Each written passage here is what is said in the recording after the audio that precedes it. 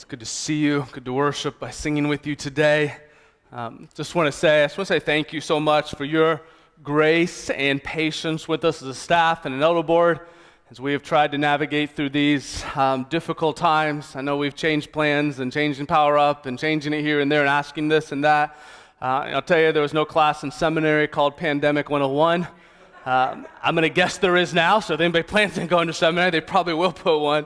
But as we are, trying to be safe, I know everyone has a different definition of what safety is, and that's what makes it pretty challenging. But thank you for trusting your elders, and I do hear, let me say this just from my heart, I do think unity is going to be challenged during this time, and I think the churches that will continue to be unified, and that God will use that, and that we can stay unified around the gospel and not around some of the preferences that we have. And I think God will use our church in a great ways. And so that means we kind of have to sometimes die to some of our own preferences. But if we can stay strong around what is the most important, it is so important. And that has just been so heavy on my heart during this time, because it's so easy to be divided.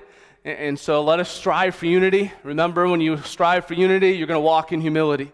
And so let's continue to do that. So thank you for your example in that. You with me, church? Good. Open your Bibles then. Luke chapter 7. Luke chapter 7 right now. We're going through the parables this summer, and we have a great one here today. I'll give you just the definition of parables. I know you don't have it on your bulletin or anything. We've said this the last 2 weeks, but just kind of, if you're new, if you're with us today, first time hearing about the parables, that we believe that they are fictional illustrations with real situations given to hearers to come alongside a life truth that's going to encourage action. Yes, they're fictional illustrations, but they're real situations, or they could be real situations. They're given to us as we today are the hearers of these, and there's a truth that we need to see and then be encouraged to action. And I hope that as you leave today that you will see the action that I pray that you will take as we walk through this together. Now we're going to read through the text together, and then we'll jump back in and discover what God has for us. The parable is only actually 2 verses, but we're going to start in verse 36 and go all the way through the end of the chapter, because you kind of got to see the whole context here if you're going to understand this parable. So let's start. Luke chapter 7, verse 36. It says, one of the Pharisees asked him, that's speaking of Jesus, to eat with him. And he went to the Pharisee's house and reclined at the table. And behold, a woman of the city, who was a sinner, when she learned that he was reclined at the table in the Pharisee's house, brought an alabaster flask of ointment. And standing behind him at his feet, weeping, she began to wet his feet with her tears and wiped them with her hair of her head, and kissed his feet and anointed them with the ointment. Now when the Pharisee who had invited Jesus saw this, he said to himself, if this man were a prophet, he would have known who and what sort of woman this is who is touching him, for she is a sinner. And Jesus answering said to him, Simon, I have something to say to you. And he answered, say it, teacher. Verse 41. A certain money lender, here's the parable, had 2 debtors. One owed 500 denarii and the other 50. When they could not pay, he canceled the debt of both. Now, which of them will love him more? Simon answered, the one, I suppose, for whom he canceled the larger debt. And he said to him, you have judged rightly. Then turning toward the woman, he said to Simon, do you see this woman? I entered your house, and you gave me no water for my feet. But she has wet my feet with her tears and wiped them with her hair. You gave me no kiss, but from the time I came in, she has not ceased to kiss my feet. You did not anoint my head with oil, but she has anointed my feet with ointment. Therefore I tell you, her sins, which are many, are forgiven, for she loved much. But he who is forgiven little loves little. And he said to her, your sins are forgiven. Then those who were at the table with him began to say among themselves, who is this, who even forgives sins? And he said to the woman, your faith has saved you. Go in peace. Oh, what a great story. A lot of things that kind of seem a little weird when you look at it first. And so let's jump into this and understand what's taking place. Jesus was invited to a meal. Jesus would go to a lot of these meals. We'd see him go with the tax collectors. We'd see him go with the outcasts. And here, the religious leader, a Pharisee, invited Jesus to come and to sit down and have a meal with him. Now, why did the Pharisee do this? Well, maybe he was curious. Maybe he's kind of heard a lot about this guy named Jesus, and so he was curious, what was he like? Maybe he was inviting him to the meal because he was trying to trip him up a little bit. He wanted to ask him a question that maybe would get him stumped and so that they could disprove him. Or maybe he just wanted to look good in the situation. Maybe, if I have Jesus come, people will think something, and so we'll have a good conversation. Whatever the case is, he invites Jesus to the table. And it says there, they reclined at the table.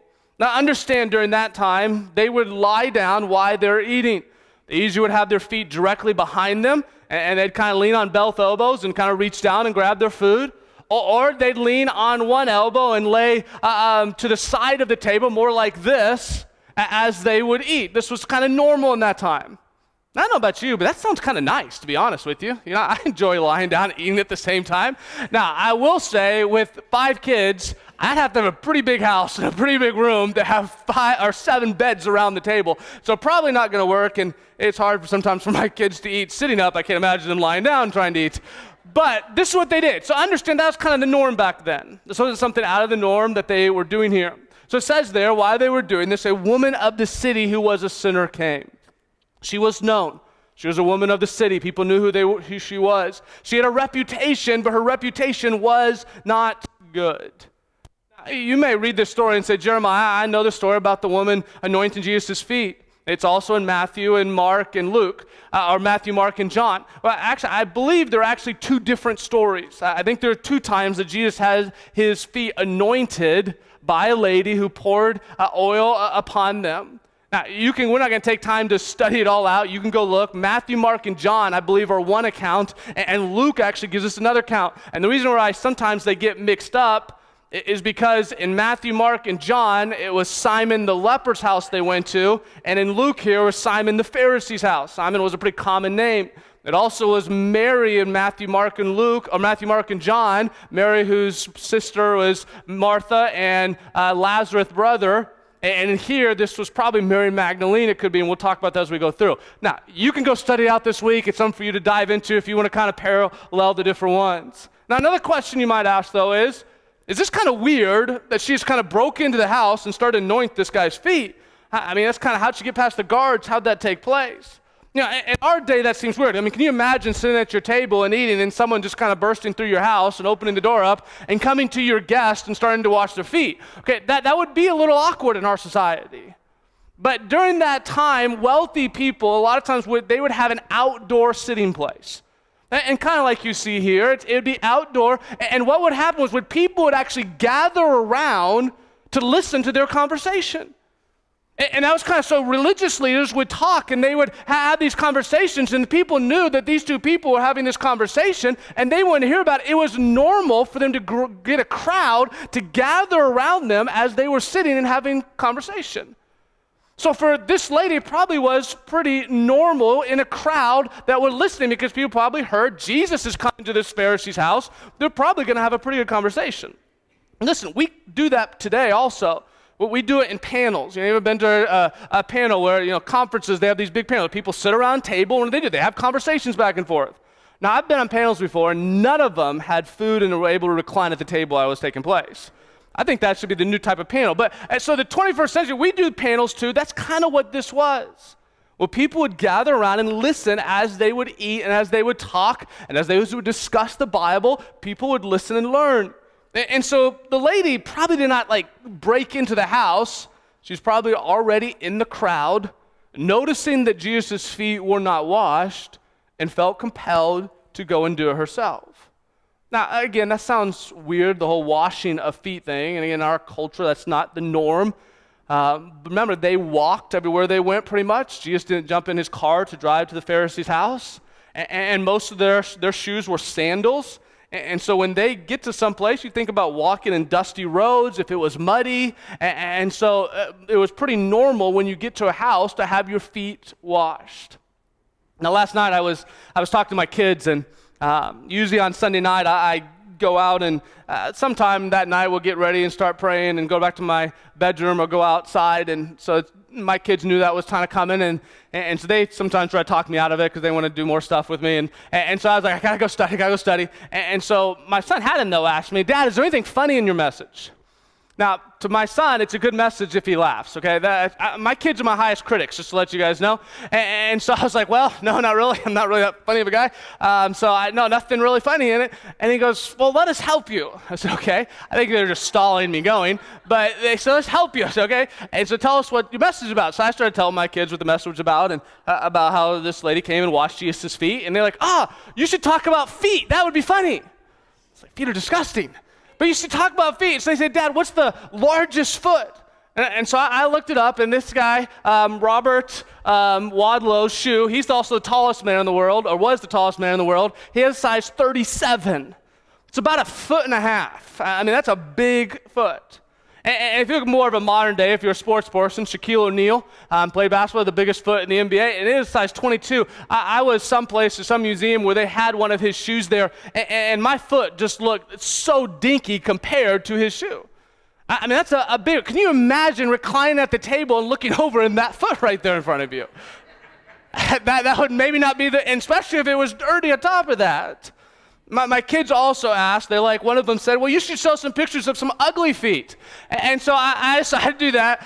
This is all for my kids' sake, so I could ask them today if I made them laugh or at least something, if I get a thumbs up from my kids. Listen, I'll tell you, do not Google ugly feet, okay?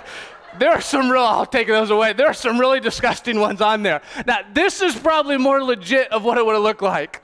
Someone who had dirty feet, who was walking through the dirt, the roads of what would have taken place in sandals.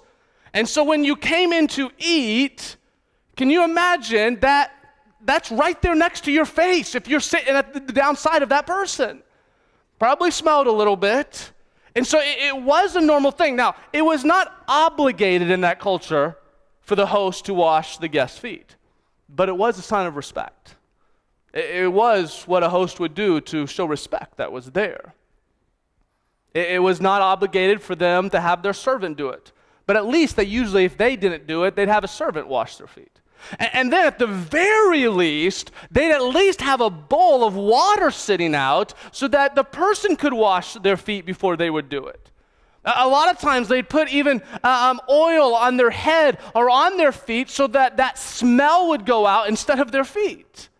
Well, as we see here, none of that happened. So the lady sees that Jesus' feet are not washed, and she takes her expensive ointment and begins to wash his feet. Her weeping, as it says there in verse 38, that she began to weep, that makes me think that there was a sign of gratitude in her heart towards Jesus. It wasn't just that she saw that his feet were dirty, but we don't know the whole story, but something must have taken place earlier on with Jesus impacting that lady's life. That's why a lot of people do believe, and I would lean towards believing this was Mary Magdalene. In chapter 8, verse 1, it actually talks about how when Jesus leaves and goes to different villages and cities that the disciples come with him, and it says Mary, who is called Magdalene. So Mary Magdalene went with them, and Mary Magdalene was the one that Jesus cast all the demons out of.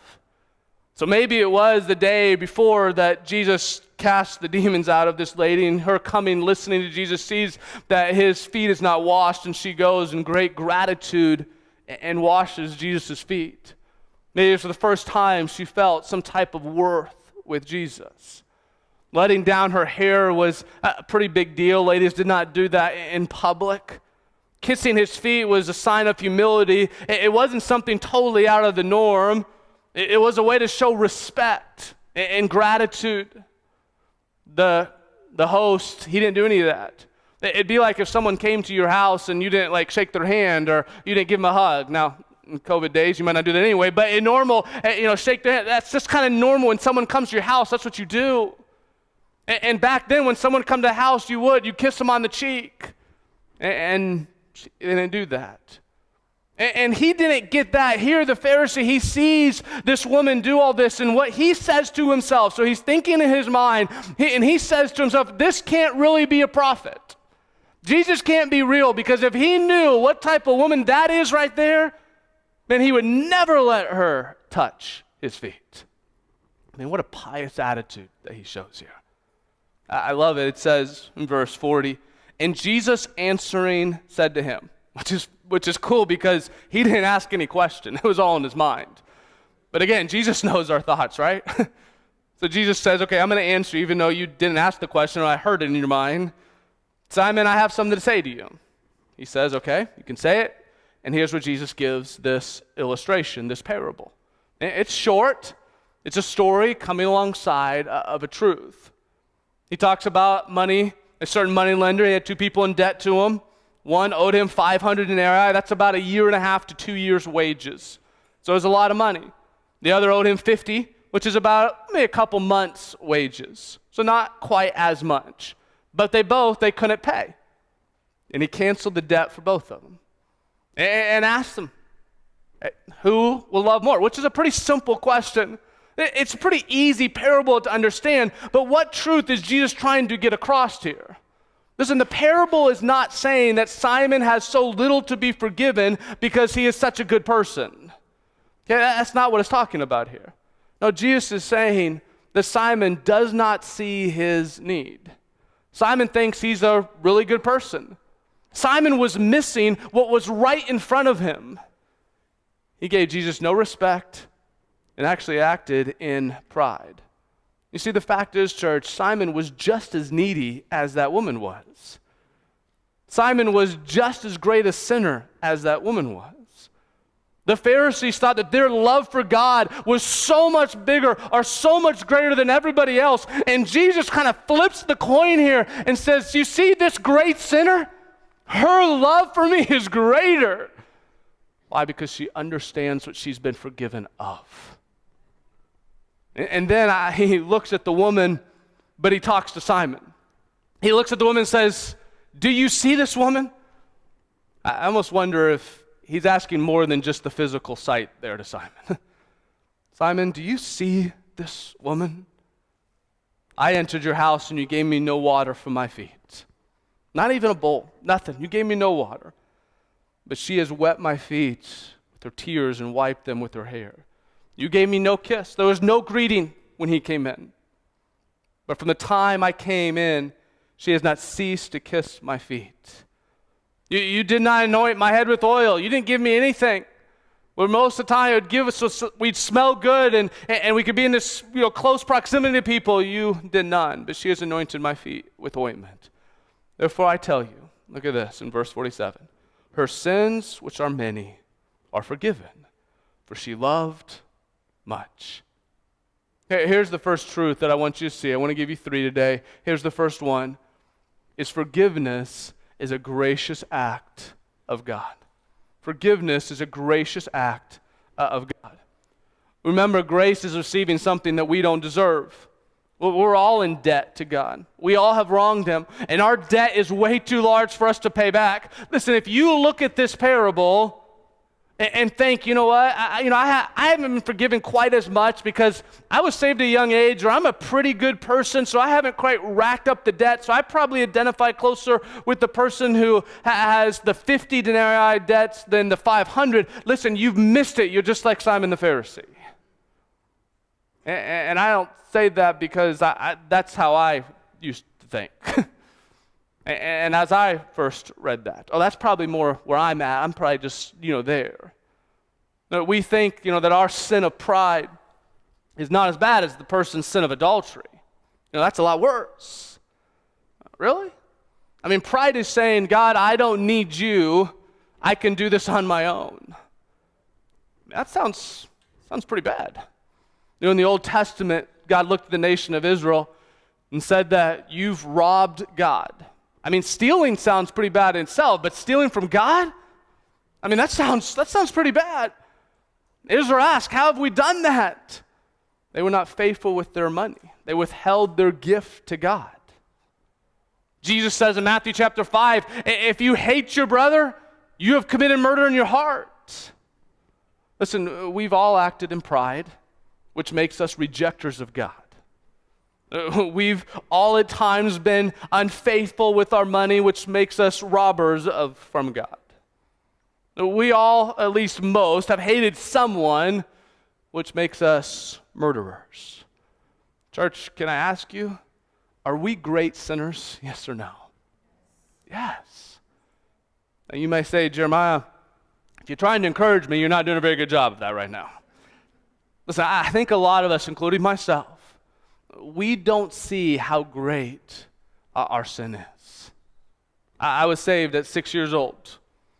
I've now, though, been able to live 34 years of experiencing God's amazing forgiveness. Yes, God graciously forgave me at 6, but He continues to do it. I understand God's forgiveness and my sin so much better than I did 34 years ago. Church, have you been forgiven? Do you see how amazing it is that you have been forgiven? Don't be like Simon. Simon never heard the words that this lady heard at the end, your faith has saved you. Why? Because he thought he was pretty good. He didn't need anything. There's the familiar song, Amazing Grace. It starts with this line, Amazing grace, how sweet the sound that saved a wretch like me. Now, we don't really use that word very often. I challenge you this week to use the word wretch. Just don't do it with your spouse, okay? But other than that, you can use the word wretch. The word in the Old English, it means exile. It means stranger. And so what the writer is trying to communicate, listen, I was a stranger. I was exiled. Why? Because of my sin. I was lost because of my sin. But God stepped in. Listen, I am a sinner. God forgave me at salvation, and He continues to forgive. There's a more recent hymn, one of my favorite songs, called Living Hope. Look at these words. It says, how great the chasm lay between us. How high the mountain I could not climb. So how many people do you know that are still trying to climb that mountain on their own strength? I'm going to get to the top. I can do this. I'm a good person. In desperation, I turned to heaven and spoke your name into the night. Then through the darkness, your loving kindness tore through the shadows of my soul. The work is finished. The end is written. Jesus Christ, my living hope. Second verse says, who could imagine so great a mercy? What heart could fathom such boundless grace? The God of ages stepped down from glory to wear my sin and bear my shame. The cross has spoken, I am, what church? Forgiven. The King of Kings calls me His own. Beautiful Savior, I am yours forever. Jesus Christ, my living hope. Church, what an incredible salvation that we have. We have been forgiven much. You see, when you see your need and how amazing the forgiveness was in your life, you can't but help love Him. When you see what He's done for you, I think the reason why there are many Christians, if they truly are even saved, live with such an unpassionate life for Jesus is because they really don't see how amazing their salvation is. Or they've lost the beauty and the joy of what took place. And because of that, we've lost our passion in the Christian life. You see, the woman of the city loved because she was forgiven much. She was not forgiven because she loved Jesus. It was not works for salvation. We see that at the end. It was by faith she was saved. She loved because she was forgiven by Jesus. Love was not the cause of forgiveness, but the proof. Here's the second truth that you need to grasp then, is forgiven people love much. And talking about a love for Jesus here. In the parable, the one who loved was the one that was forgiven much. That this lady was conscious of her sin. She knew she was unworthy. but was forgiven by God. And she loved Jesus greatly for it. I think Jesus is trying to get a point across that those who have been truly forgiven for their sin will love him greatly. Forgiven people love much.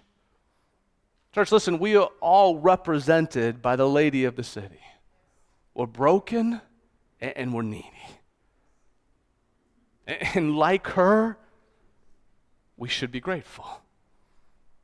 I think it's interesting that she first is identified as the woman of the city, and at the end, we hear that she's a child of the king. How awesome is that? Of what Jesus does, of what forgiveness can do. Are you grateful for your salvation today? Here's the third truth, is a grateful spirit then produces action. She did not let anything get in her way of showing her love for Jesus. Gratefulness produces action, church. Her demonstration of love did not give her forgiveness. No, she demonstrated love because she had been forgiven. The longer I go in my Christian life, the more I learn how great a sinner I am. The Apostle Paul, late in his ministry, made this statement, I am the chiefest of sinners. That's the Apostle Paul.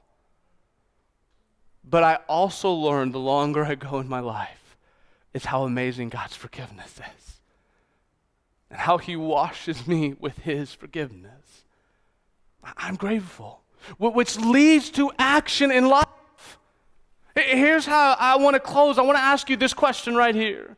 What actions in your life are fueled by gratitude for your salvation?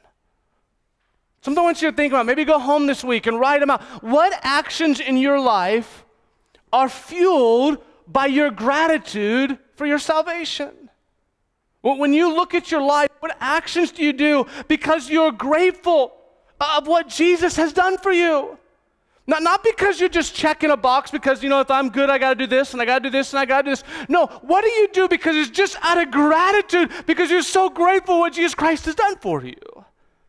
Listen, it is easy to check the boxes. It is easy, and I see it all over in Pittsburgh. You talk to people, their religion is, I do this, I do this, I do this, I do this, and if I do this, I'm good. Listen, what a terrible way to live. We do these things because they come out of our gratitude of Jesus for the salvation that he has given to us.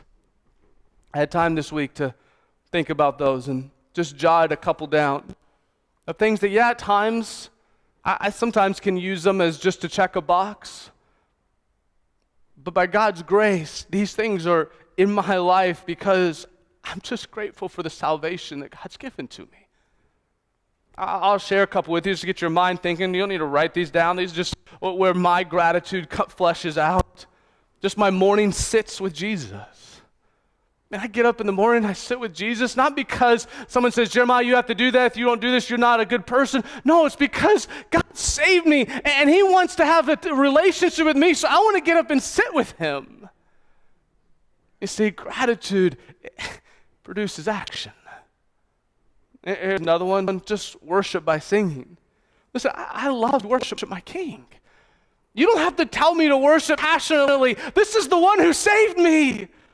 How can I just sit around and just barely do it? No, this is my King. You see, when you're grateful for something, it produces action. How about giving money back to him?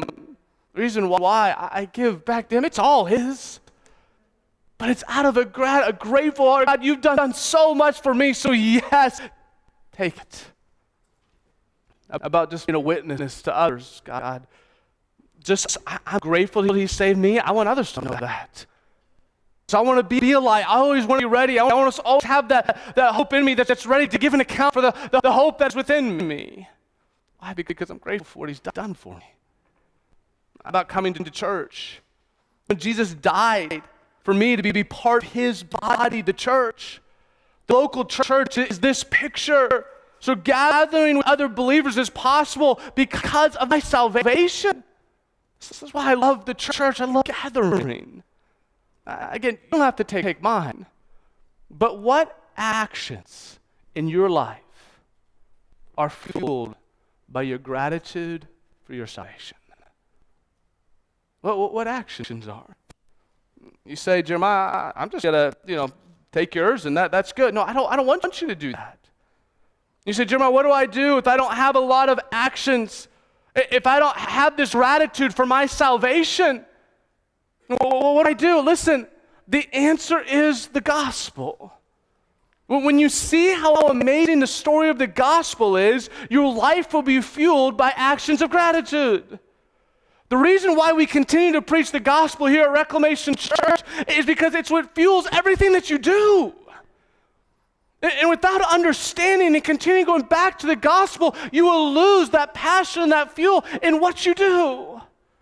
You say, Jeremiah, I don't know. Maybe I'm not saved. Or maybe I'm just stuck on myself so much that I don't live fueled by gratitude for my salvation. So what do I do? If I'm not saved, or if I'm just stuck on myself and I'm not grateful for my salvation, what do I do? The answer's the same, church. Go to the gospel. Go to the story of the gospel. It's easy for us to make this list of things that we do, and church people are really good at that. But listen, stop. You want to know where you're at? You want to know where your heart's at? Then go jump in the sea of the riches of the gospel. It will show you where your heart is at. It might be that you need to be washed clean for the first time. It might just be that you have forgotten what Jesus has done for you. We all need to run to the story of the gospel and let it fuel us and let it bring that gratitude in our life so that then we will go out and be that example, be that witness for him. And yes, actions will come out because of gratitude.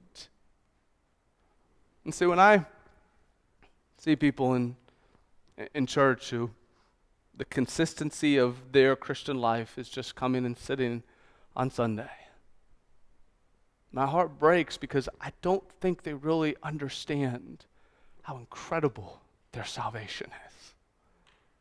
Listen, I struggle with it too at times.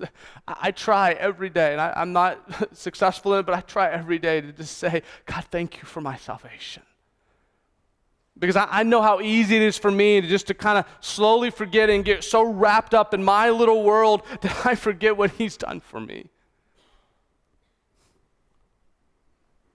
And where is your heart today?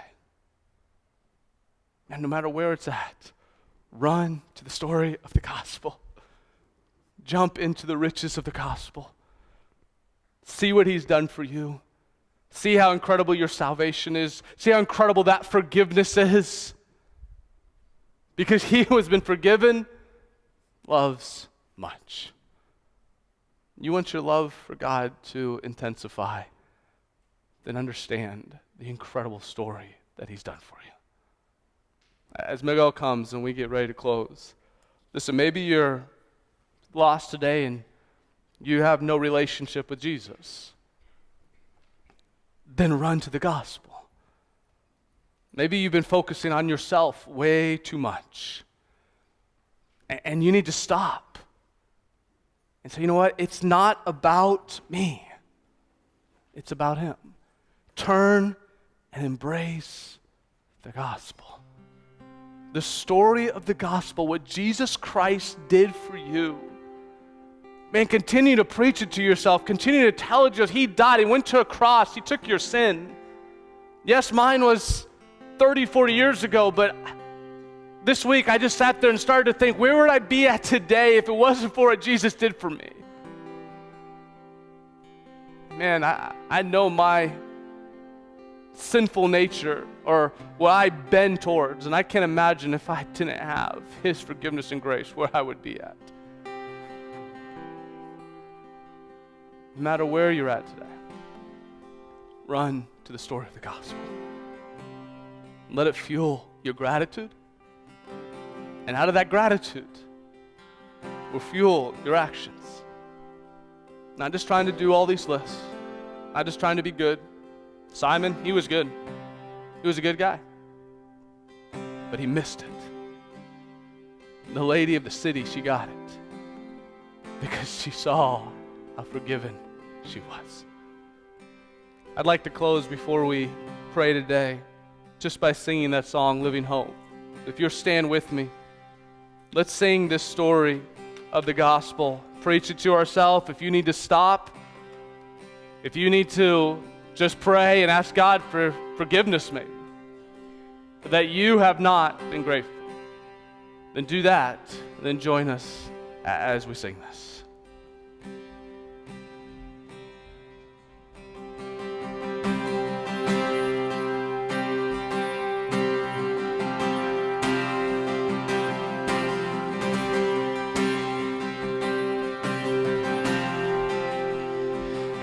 Great the chasm that lay between us, how high the mountain I could not climb. In desperation, I turned to heaven and spoke your name into the night. Then through the darkness, your loving kindness tore through the shadows of my soul.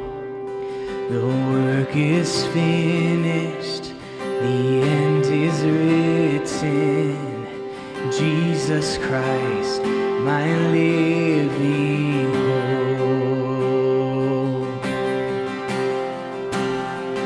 Who could imagine so great a mercy? What heart could fathom such boundless grace? The God of ages stepped down from glory to bear my sin and bear my shame. The cross has spoken, I am forgiven.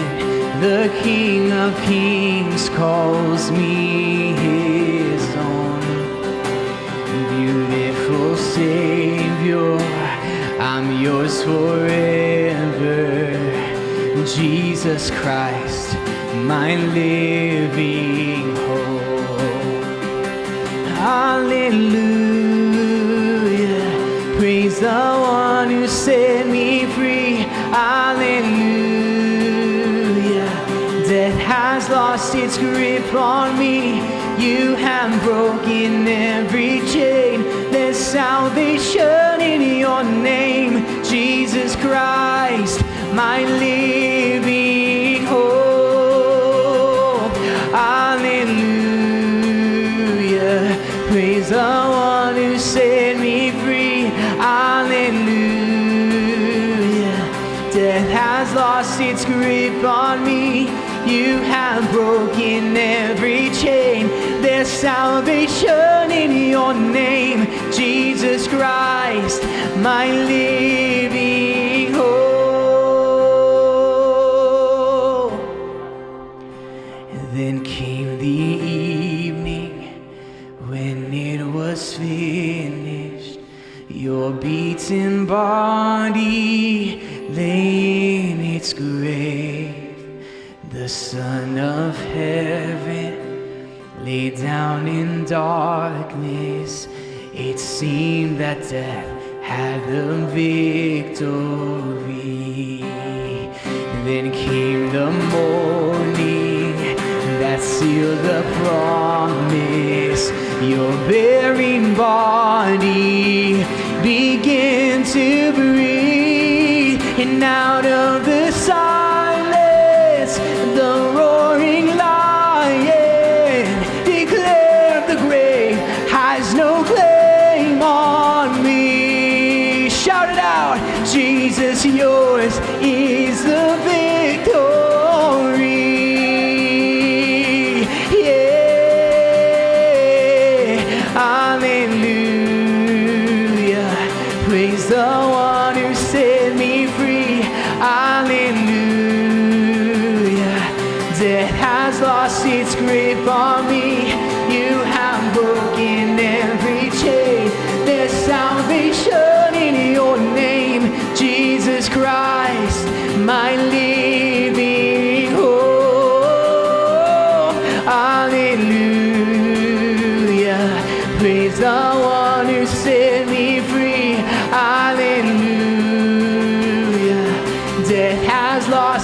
grip on me.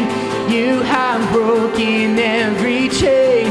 There's salvation in your name, Jesus Christ, my living hope. Oh, Jesus Christ, my living hope. Oh, God, you are my living hope. We have been set free. I pray as you leave today that you have that gratitude. If you don't, man, please come and talk with us. We have been given an incredible salvation that we can continue to learn and grow and understand how amazing the gospel is. Let that be as you go out this week, and let that gratitude produce actions as we live on a mission for Him. God bless you, and know that you are loved.